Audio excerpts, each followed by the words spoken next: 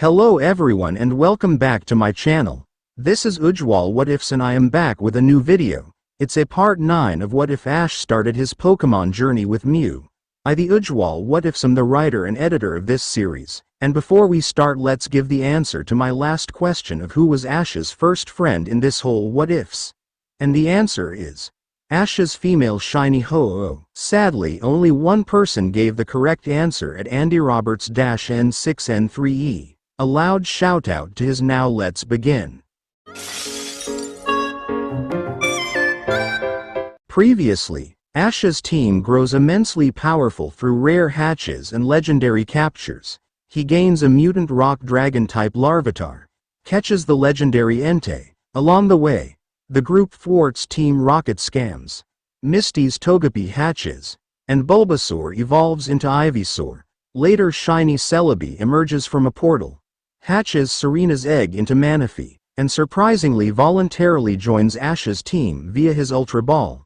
Now let's continue. Our heroes were still in shock. First a Manaphy hatched from Serena's egg and then surprisingly Celebi let herself be caught in an Ultra Ball, and because of no other empty slots left for a Pokemon on Ash it instantly vanished to Oak's lab. Seeing everyone frozen, Manaphy slowly approached Serena and confusingly asked if she was his mommy. Serena, still shocked, looked at him upon hearing that and slowly scooped him up and nodded with a smile. Manaphy also smiled brightly and hugged her, and after a while Serena caught him in an Ultra Ball.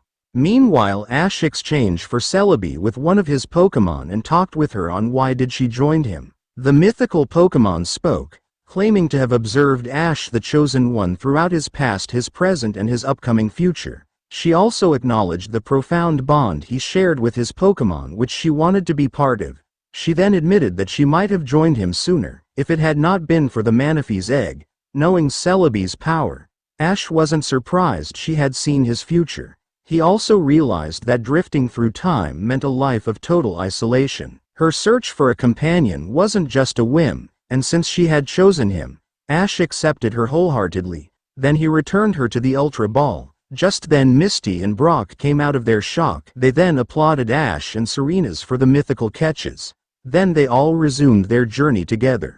After a throughout journey of few days, our heroes finally got to the Cinnabar Island in the evening. Here they didn't met Gary since they were ahead of time compared to the anime, and Gary was somewhere else challenging some other gym. Then they all went to the one of Ash's mom's luxury hotel in the island. There they got a VIP welcome and got a 4 rooms luxury suite to stay. Next day they all went to search for the Cinnabar gym and found it closed. But then Ash remembered his dad saying in one of his stories that real Cinnabar gym is not in the open but hidden somewhere for normal tourists to see. And just as Ash was about to go and make the whole island upside down, he noticed an old man walking towards them.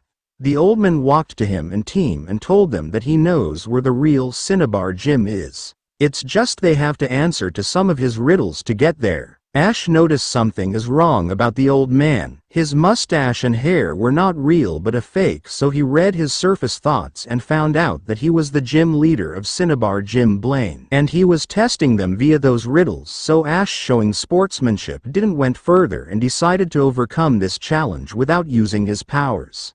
Now the riddle was Blaine built a gym the tourists could never see. It's in the place where a firefighter could never win. Ash and team thought for a while, and then Ash and Serena's vision suddenly went to a big volcano in the center of the island. They realized the truth and answered in unison, inside the volcano. Ash then added, normal tourists can't see it, since entry is prohibited, and it also has some room to build chamber for a gym, provided it doesn't erupt. He paused, letting Serena finish, and since it's filled with lava, a firefighter could never win there. Upon hearing their answer, the old man smiled and congratulated them on their success. Then, he posed one final riddle. It isn't a hat, yet it keeps your head dry if you're wearing it. It's only because you've already lost it. Ash smirked. The answer was already clear in his mind. A wig. He answered confidently. Then he exposed him by calling out on his fake hair and mustache. Blaine laughed heartily at having his identity being exposed so quickly. Then, tossing aside his disguise, he led the heroes to his hidden gym inside the volcano, where Ash challenged him for a badge. Blaine accepted, and a 3-on-3 battle began.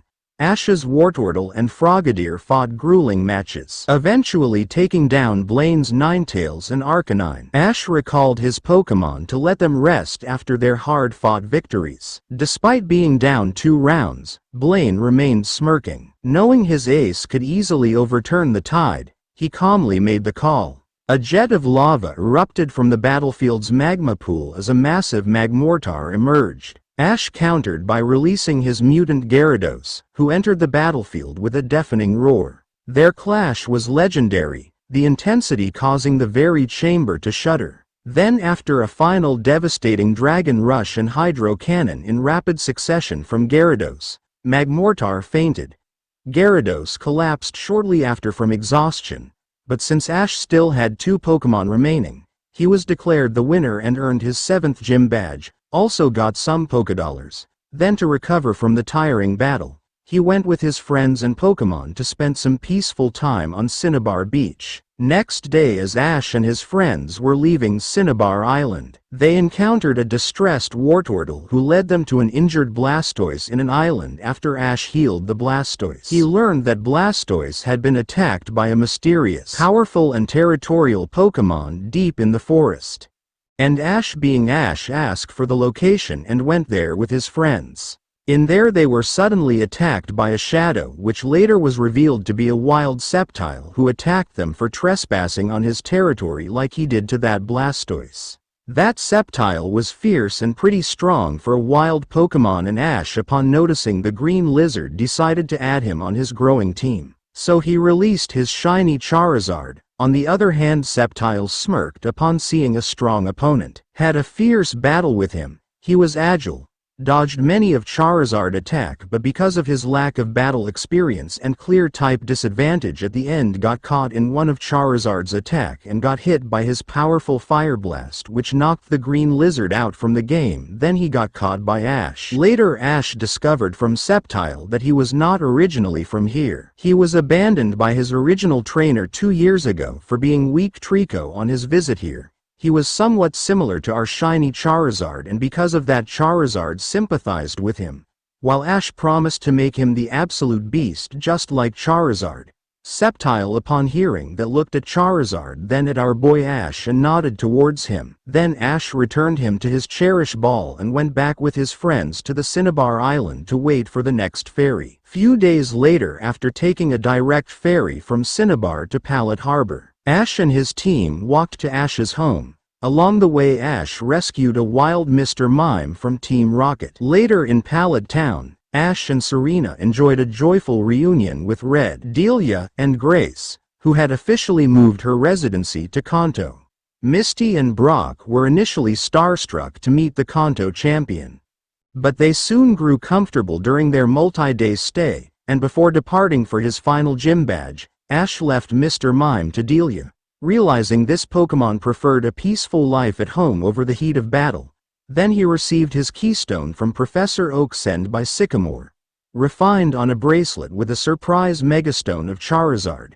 Ash told Professor Oak to say thanks to Sycamore for the stone. Then our heroes bid farewell to Grace, Delia, and Red and walked towards the Viridian City. Later, Ash and team reached the Viridian City, but just then Misty received a call from her sisters calling her back to the Cerulean Gym. So Misty bid farewell to others and left for her home, while Serena and Brock accompanied Ash to face his final gym challenge.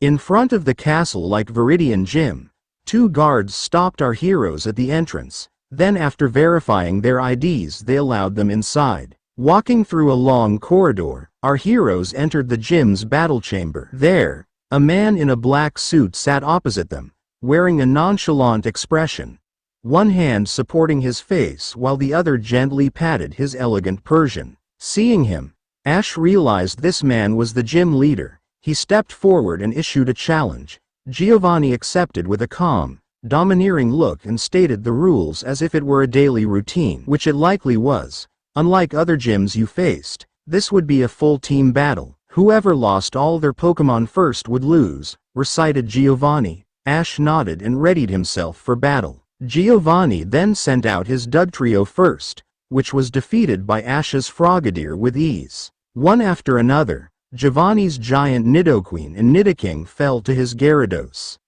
followed by his elegant Persian to Riolu and his tank Rhyperior to Wartortle, who evolved mid-battle into Blastoise and with a powerful hydro cannon swiped away the rock giant. But surprisingly, even after losing his fifth Pokémon, there wasn't even a hint of worry on Giovanni's face.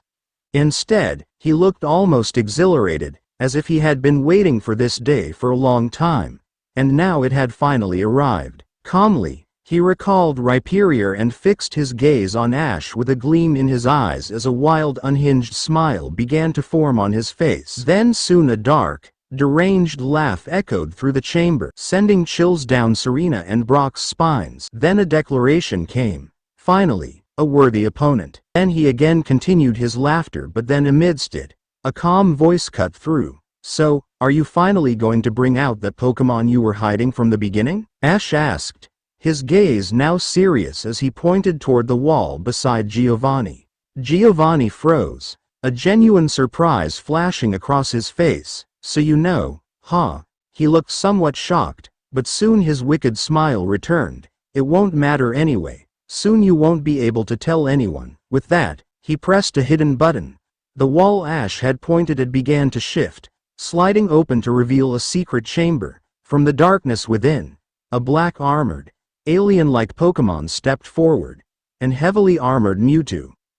That's all for today. Now it's a question time. What type of Pokeball Ash used to catch his first Pokémon in this series? First 5 to answer this correctly will get a shoutout on my next video. But again, the duration to answer this question is limited to 2 days. If you enjoy this video, then please give a like and share it with your friends. Also subscribe this channel to get more amazing what ifs in the future. Alright then, see you guys on my next video. Goodbye, farewell and sayonara.